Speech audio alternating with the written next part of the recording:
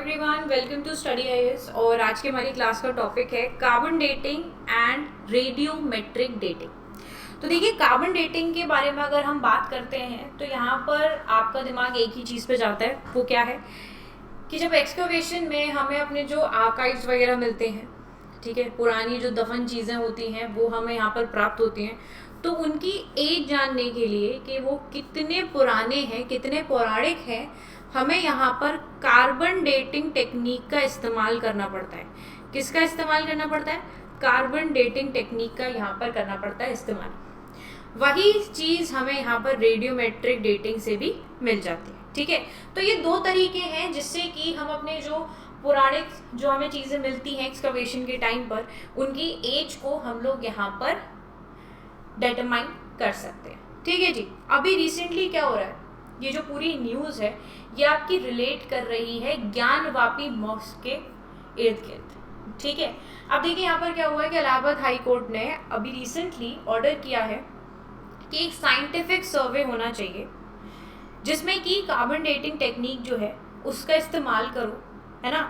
और जो स्ट्रक्चर जो आपका शिवलिंग यहाँ पर हमें देखने को मिल रहा है, ठीक है, which is been found by the Hindu side, okay, और वो हमें ज्ञानवापी मॉस्क में मिला है जो कि हमें वाराणसी में देखने को मिलती है। तो यहाँ पर क्या कहा गया है बहुत क्लियरली कि ये जो शिवलिंग हमें यहाँ पर मिला है ज्ञानवापी मॉस्क में, तो जो शिवलिंग यहाँ पर प्राप्त हुआ है, शिवलिंग की क्या होनी चाहिए, यहाँ पर एज कर लो डिटेक्ट। ठीक है, एज यहाँ पर हम लोग इसकी एक बारी डिटरमाइन कर लेते हैं तो इससे ये पूरा जो केस है वो क्लियर हो जाएगा। देखिए, एक तरफ ये मॉस्क भी है और एक तरफ हिंदुओं के द्वारा कहा जाता है कि ये उनका है मंदिर, जिसको तोड़कर यहाँ पर बना दी थी मॉस्क। ठीक है, और इसका नाम पड़ गया था ज्ञानवापी मॉस्क। पर यहाँ पर जिस हिसाब से शिवलिंग मिला है, उस शिवलिंग के बेसिस पर यहाँ पर हिंदू ये बोल रहे हैं कि ये हमारा पुराना मंदिर था और ये जब मुगल्स थे उनके टाइम पर यहाँ पर इसको मॉस्क बना दिया गया। तो इस तरीके की बात यहाँ पर करी जा रही है। ठीक है, अब यहाँ पर दोनों ही तरफ के जो सेंटिमेंट्स हैं उनको मद्देनजर रखते हुए इलाहाबाद हाई कोर्ट ने एक पर्टिकुलर चीज़ बोल दी कि चलो साइंटिफिक सर्वे कर लेते हैं, लेट्स फाइंड आउट कि शिवलिंग की जो उम्र है, जो एज है, वो कितनी है। अगर जिस हिसाब से जो हिंदूज क्लेम कर रहे हैं नियर बाय उस टाइम तक अगर इसकी ये जाती है तो यहाँ पर क्लियरली ये समझा जाएगा कि ये शिव जी का मंदिर था। और अगर ऐसा नहीं होता है, ठीक है, जो मॉस्क की एज है वो यहाँ पर हमें समझ में आती है, उस टाइम तक का कुछ समझ में आता है, तो हम ये भी समझ सकते हैं कि मान लीजिए कि किसी ने इसको यहाँ पर ला के रख दिया जस्ट टू वॉन्ट कि ये मॉस्क जो है वो यहाँ पर मंदिर में बदल जाए, है ना। तो इस तरीके की चीज़ें यहाँ पर हो सकती हैं, हम इसमें कुछ भी नहीं कह सकते हैं। अभी यहाँ पर सिर्फ इतना बोला गया है कि एक साइंटिफिक सर्वे यहाँ पर होना चाहिए। ठीक है, अब ये जो मॉस्क है ये आपको वाराणसी में देखने को मिलेगी।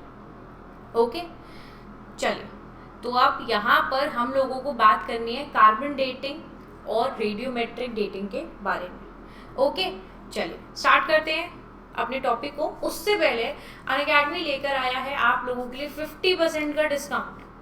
तो जल्दी से जल्दी अनअकैडमी का सब्सक्रिप्शन ले लो, कोड का इस्तेमाल कर लो AMS लाइव, जिससे कि आपको यहाँ पर मिल जाएगा 50% का डिस्काउंट। मूविंग फॉरवर्ड, अनअकैडमी आप लोगों के लिए आरंभ बैच लेकर आया है। Do enrol into this batch. Then आप लोगों के लिए फाउंडेशन सक्सेस प्रोग्राम है, आप लोग इसमें भी एनरोल कर सकते हो। चलिए, अब यहाँ पर सबसे पहले बात कर रहे हैं हम लोग कार्बन डेटिंग टेक्निक के बारे में, जो कि वाइडली यूज मेथड है, मतलब सबसे कॉमन मेथड यही है। अब इसको यहाँ पर किस लिए यूज किया जाता है? इसको यहाँ पर यूज किया जाता है, अप्लाई किया जाता है to establish the age of organic material.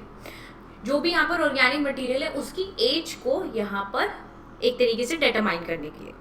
Okay, so living things जो हैं they have carbon in them in various form. जो लिविंग थिंग्स होती हैं उनके अंदर कार्बन होता है कई सारी फॉर्म्स में। अब डेटिंग मेथड क्या होगा यहाँ पर, it make use of the fact that a particular isotope of carbon, जिसको हम C14 बोलते हैं, ठीक है, with N atomic mass of 14, that is radio active और जो आपका डिके करता है eight a rate that is well known. Okay, so what is happening over here कि जो डेटिंग मेथड है वो क्या कर रहा है, it makes the use of fact that a particular isotope of carbon, जिसको हम क्या बोलते हैं, C14 बोलते हैं, जिसका एटॉमिक मास कितना हो गया, 14, 14, ठीक है, and that is radioactive and decays at a rate which is well known, ठीक है। इसका जो डिकेइंग प्रोसेस है that will also be there at a particular rate. Okay, so carbon 14 क्या है, एक रेडियो एक्टिव और रिड्यूस होता है ये 1/2 of it self in about 5730 years. So this is what is known as its half life, ठीक है। तो यहाँ पर आप क्लियरली एक चीज़ को समझो कि कार्बन 14 क्या है कि रेडियो एक्टिव, आपका रेडियो एक्टिव बेसिकली हम इसको बोल सकते हैं कि रेडियो एक्टिव है, ये रिड्यूस करता है अपनी 1/2 पर, ठीक है, अपने आप को 1/2 पर ये रिड्यूस करता है ऑफ इट सेल्फ, वो भी करीब आपका 5730 साल में। सो इसको हम लोग यहाँ पर हाफ लाइफ बोलते हैं। अब आफ्टर अ प्लांट और एनिमल डाई, अब जैसे यहाँ पर कोई भी प्लांट है या जानवर है उसकी मृत्यु हो जाती है, तो जो रेशियो है कार्बन 12 का to carbon 14 in the body, और इट रिमेन्स और बिगिंस टू चेंज, ठीक है। अब यहाँ पर क्या होता है कि जबकि कोई आपका जो जानवर है या कोई पेड़ पौधा है वो यहाँ मर जाता है, तो जो रेशियो होता है कार्बन 12 टू कार्बन 14 जो है बॉडी में, either it remains the same और it begins to change. So जो ये चेंज है इसको मेजर किया जाता है and it can be also use to deduce the approximate time when the organism died, ठीक है, जिससे कि हम यहाँ पर एक अप्रोक्सीमेट टाइम को पता कर सके कि ये जो जीव है इसकी मृत्यु यानी कि डेथ कब हुई थी। ओके, आई होप इतनी चीज़ें आप लोगों को यहाँ पर क्लियरली समझ में आ गई होंगी, ठीक है। इसके बाद आप देखोगे यहाँ पर बात करी जा रही है रेडियोमेट्रिक डेटिंग के बारे में। ये एक और मेथड यहाँ पर आ जाता है जिससे कि हम लोग कैलकुलेट कर सकते हैं the age of an inanimate things, many of which are based on the sample principle as carbon dating. So instead of carbon decay of other radioactive elements that might be present in the material become the basis for the dating method. तो यहाँ पर क्या हो रहा है कि instead of carbon जो decay है आपके बाकी जो मतलब किसी और रेडियो एक्टिव एलिमेंट का जो कि प्रेजेंट है इन दी मटीरियल, ठीक है, वो यहाँ पर क्या बन जाता है, वो बन जाता है basis for the dating method. अब इसको हम लोग यहाँ पर रेडियोमेट्रिक डेटिंग मेथड बोलते हैं। अब बहुत सारे मतलब many of these are involve animals, ठीक है, जिनकी half life of billion of years है, विच इनेबल द साइंटिस्ट के वो यहाँ पर रिलाई कर सकें at the estimate the age of very old objects. So what is happening over here कि many of these involved elements जो हैं with half lives of billions of years which enable scientists to reliably estimate the age of very old objects. Now two commonly employed methods जो हैं dating rock के which are potassium argon dating and uranium thorium lead dating. तो इस तरीके की यहाँ पर जो दो कॉमनली आपके एम्प्लॉयड मेथड्स हमें देखने को मिल रहे हैं डेटिंग रॉक्स के, जैसे कि आपका पोटेशियम आर्गन डेटिंग हो गया और दूसरा हो गया आपका uranium thorium lead dating. Potassium argon dating की बात करें तो जो रेडियो एक्टिव आइसोटोप है पोटेशियम के, जब वो डिके करते हैं आर्गन में और इनका जो रेशियो है वो यहाँ पर एक क्लू देता है about the age of rock.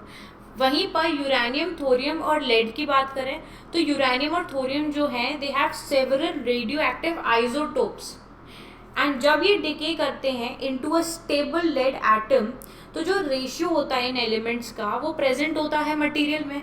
अब जब इसको मेजर करते हैं हम तो यहाँ से हमें मिलती है एक एस्टिमेट एज, जिससे कि हम यहाँ पर अंदाज़ा लगाते हैं कि इस पर्टिकुलर रॉक की ये एज रही होगी, ठीक है। तो जितने भी ऐसी चीज़ें जो हैं जो हमें एक्सकवेशन पे मिलती हैं, जैसे कि अब ये शिवलिंग मिला है तो इस शिवलिंग के साथ भी कुछ इसी तरीके का यहाँ पर मेथड इस्तेमाल किए जाएंगे जिससे कि हमें यहाँ पर क्लियरली समझ में आ जाए कि व्हाट इज़ दी एक्चुअल और एस्टिमेट एज। ओके, चलिए, आई होप आप लोगों को ये जो टॉपिक है वो क्लियरली समझ में आ गया होगा। कोई भी डाउट रहते हैं आप लोग यहाँ पर कॉमेंट सेक्शन में पूछ सकते हो। बाकी वीडियो अच्छी लगती है तो आप लाइक करो, शेयर करो और चैनल को सब्सक्राइब करना नहीं भूलना।